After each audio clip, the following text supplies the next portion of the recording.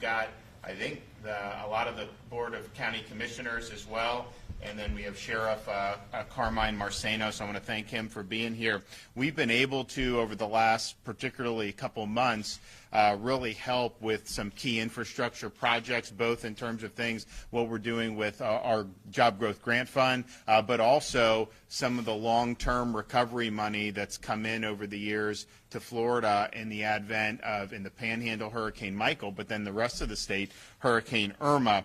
And we go back, that was a really big storm. Lee County, of course, and Southwest Florida generally had major impacts from there. And so Dane, I told him, I said, you know, we really want to do things that are going to be meaningful. So let's figure out what funds we're still eligible for. Let's get the money out and let's do it.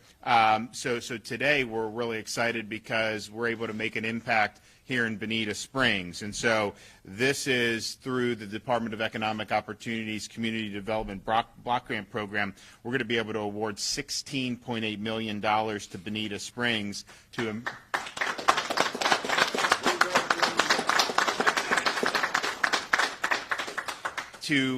improve 2.5 miles of stormwater infrastructure along Terry Street. And this project will repair system damage caused when Irma brought, I think it was several feet of standing water in the area back in September of 2017. And so these improvements with this money will help reduce future flood damage. It'll ensure first responders can access residents in need during a storm, and will make sure the health of the Imperial River here in Bonita Springs does not severely degrade after a storm. Additionally, this funding will help construct a safe multi-youth path connecting residents with schools, churches, and community areas. So we're going to hand this. We'll officially give it to the, I don't know who in the city wants to come up and do the photo, but we actually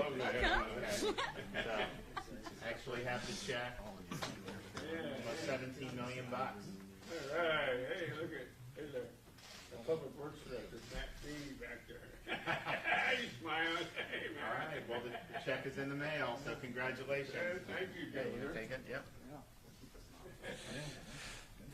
And so this is just one of many things we're going to be doing. We have other stuff that we're going to be able to do over the coming weeks. And then we just kicked off yesterday Florida's 2022 legislative session. There's a lot of things on the agenda, but one of the things I think that's really exciting is if you look at the fiscal outlook for the state of Florida, and we may have never been in a better position in terms of the amount of surplus revenue. If you look at unallocated general revenue, our budget stabilization fund, all these other things, we're in a position where we're going to continue to be able to meet leads like this. And one of the ways we're going to do that is through continued funding of the Job Growth Grant Fund that we've been using in the state of Florida. This was something that I actually had to veto when COVID first hit, because we didn't know when that budget hit my desk. We didn't necessarily know how far in the hole we'd be or whatnot, and I had confidence we'd be able to recover quickly, but you just didn't know. So I actually had to veto this. So we did get that in this current year's budget. We've been able to make huge differences in terms of providing money for infrastructure and for job training. I mean, we've put in for programs for truck driving, diesel mechanics, all these things you hear about that are in so high demand. We're able to identify, people can submit, and then we can go and make an impact immediately. So we're asking in this legislative session to increase the money to $100 million that we have for the Job Growth Grant Fund, and I'm confident that that'll be things that'll be really, really high impact. I mean, there's different things that different communities do. Some of them have an ability to do certain things. Some of them can do most of it, but maybe need us to come in and help to get them over the hump. And so there's been a whole range of ways where we've been really able to make a huge difference. So that is going to be a priority of ours in the upcoming legislative session, and continuing to make sure that we're doing what we need to be doing with infrastructure in a variety of ways. I mean, this is stormwater and making sure that more resilient in the face of storms. But then you also have, the traditional roads, bridges that are important because the state is growing. So we look forward to having a good couple of months up there in Tallahassee, and I think everybody's really excited about being able to get an awful lot done. So, but in the meantime, I'm happy to be here with Secretary Eagle and with the members of the council and the commission to be able to deliver almost $17 million for a very worthwhile project. So, Dane, you want to come up and say a few things? Yeah, thank you all. It's good to be back in Southwest Florida. I want to thank the governor for his commitment to the area and all of Florida, especially when it comes to hurricane resiliency. At DEO, we have the Office of Long-Term Resiliency,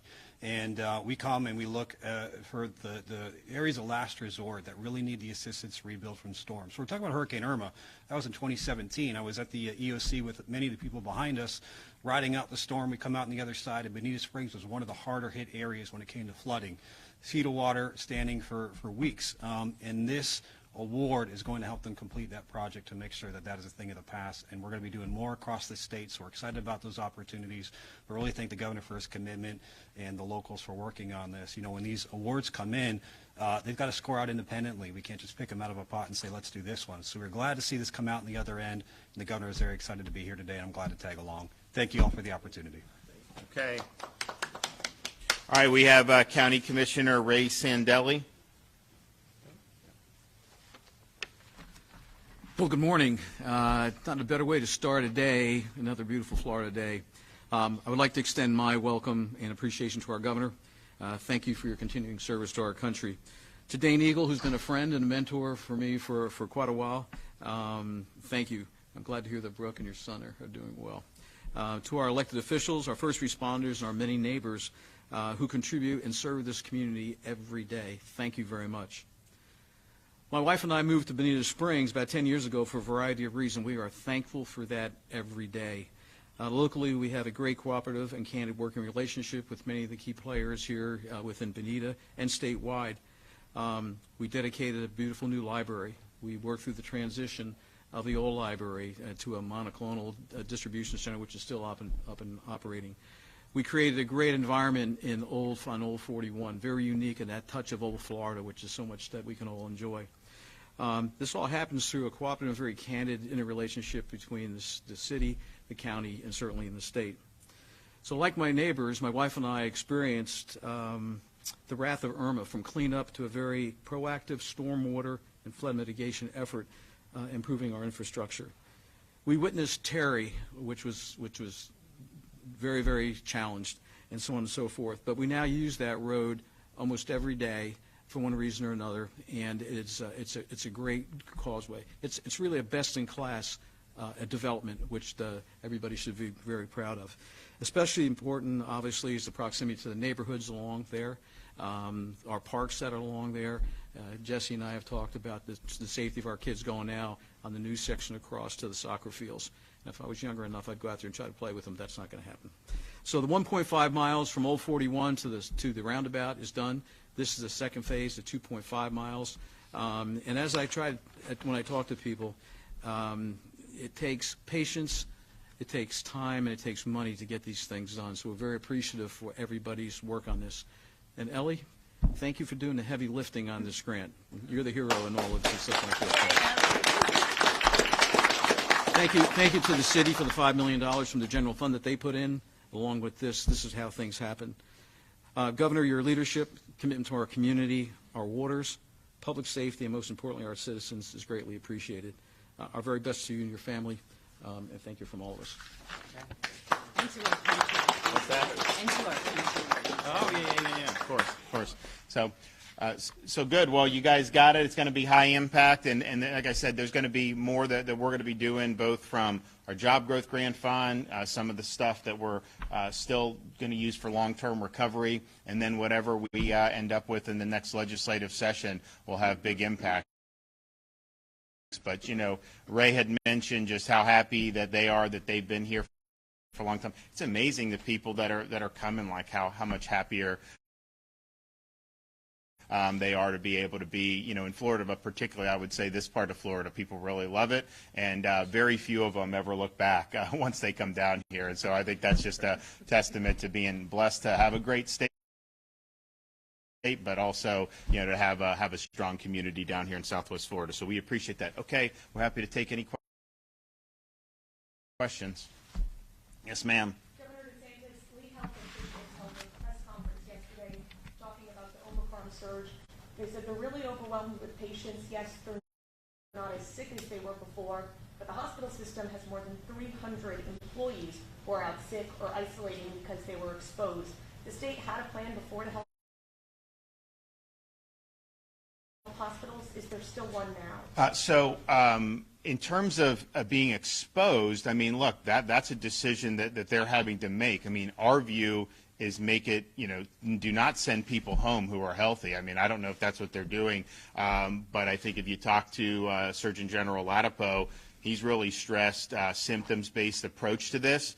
The fact of the matter is, I mean, Omicron is something that is so contagious that it's something that is it comes in waves. And you're seeing the places in Florida that got hit initially, have started to, I think you'll see a downturn on that very soon. But you need people there. And so, we don't want to send healthy people home. So that's, I think that would be our, our view on it. It's interesting. There's parts of the country where they fired a lot of nurses because of, they didn't do the shots or whatever. And now they're shorthanded. They're actually bringing back COVID positive nurses to work when you had some who are not COVID positive and likely have had COVID. They got fired, and so that's we provided protections. We'll see what the Supreme Court does on the CMS, but we thought that was very important to have all hands on deck so that you're not short-staffed.